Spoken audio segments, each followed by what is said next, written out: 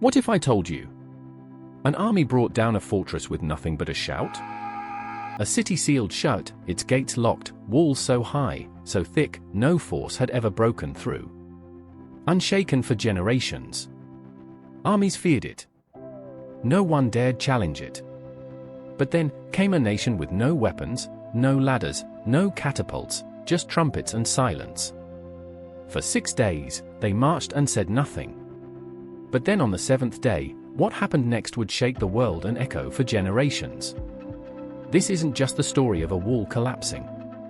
This is the story of a promise fulfilled. After 40 years in the wilderness, the journey was nearly over. Israel had crossed the Jordan on dry ground.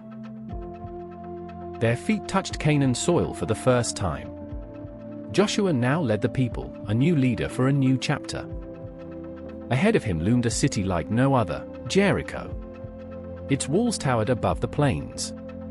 A mighty fortress city with high, impenetrable walls. Before the people ever stepped foot into Canaan, Joshua had quietly sent 2 men ahead from their camp at Shittim to scout out the land, especially Jericho. The men crept through the darkened valleys and approached the great city quietly. As they entered Jericho, their path brought them to a modest house nestled into the city wall itself. The owner was Rahab, a woman known in Jericho, though not for noble reasons. She was a prostitute, living on the margins of society. But why Rahab? Why would God choose a prostitute, a woman so overlooked by society, to play a part in his plan, as his instrument? Rahab was no ordinary woman.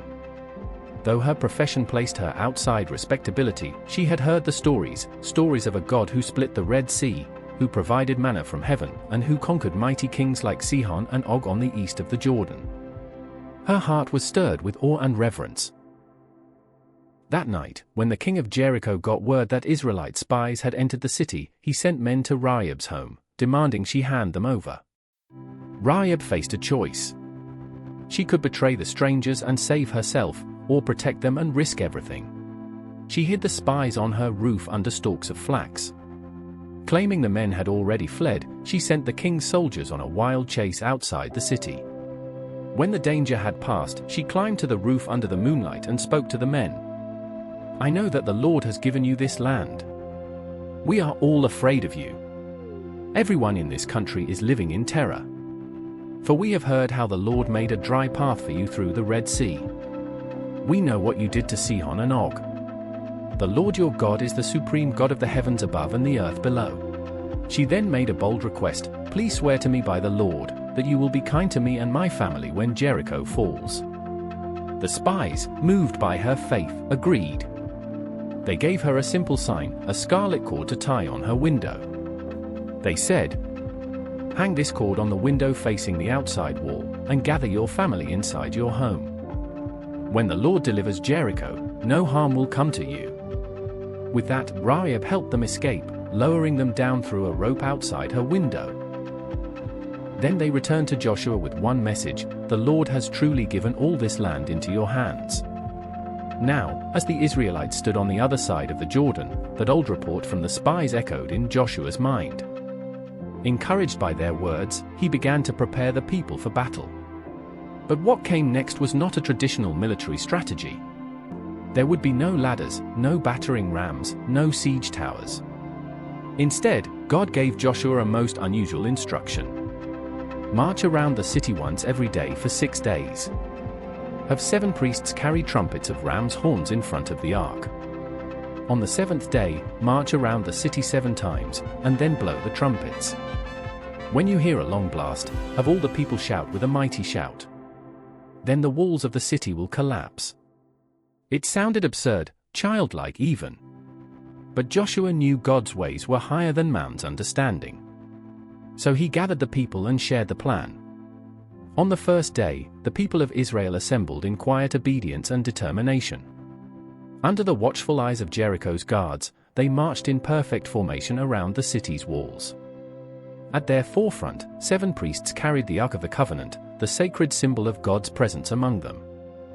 As the procession advanced, the only sound to pierce the heavy silence was the deep, haunting blast of 7 rams' horns, echoing like a divine call through the air.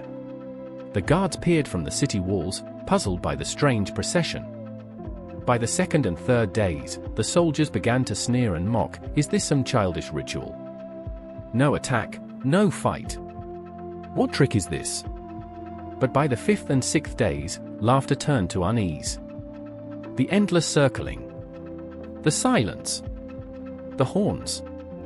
This was no ordinary battle. The mood in Jericho changed.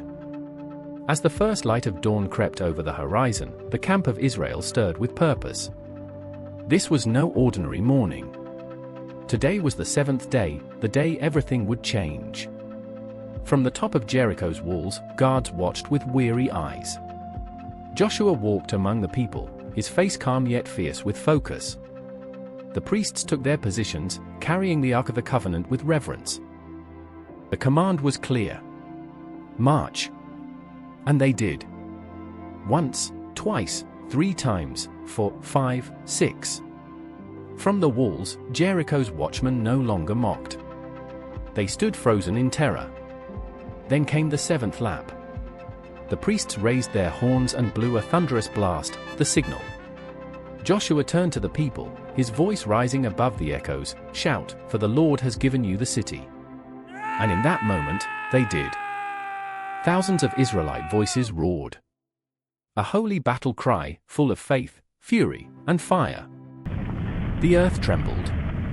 The sound cracked through the air like a storm over mountains. And then, it happened. A groan, a rumble, a crack. The ground beneath Jericho shifted.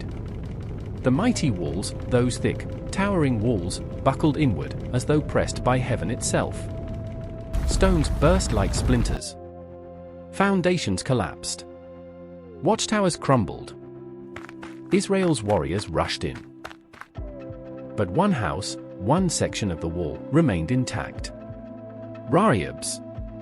Surrounded by her family, parents, siblings, even distant relatives. Then, 2 figures rushed in.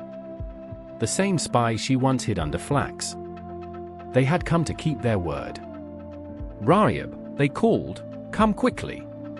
Come. And just as they had sworn, they led her family out before destruction was complete.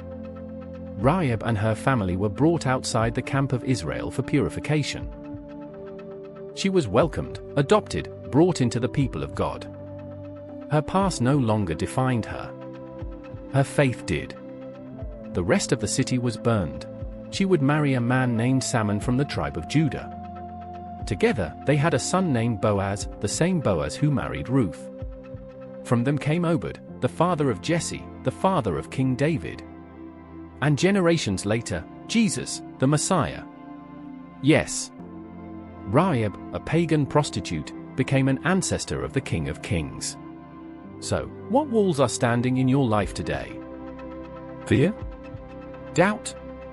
Shame? Like Jericho's walls, they seem unbreakable. But when faith meets obedience, walls fall.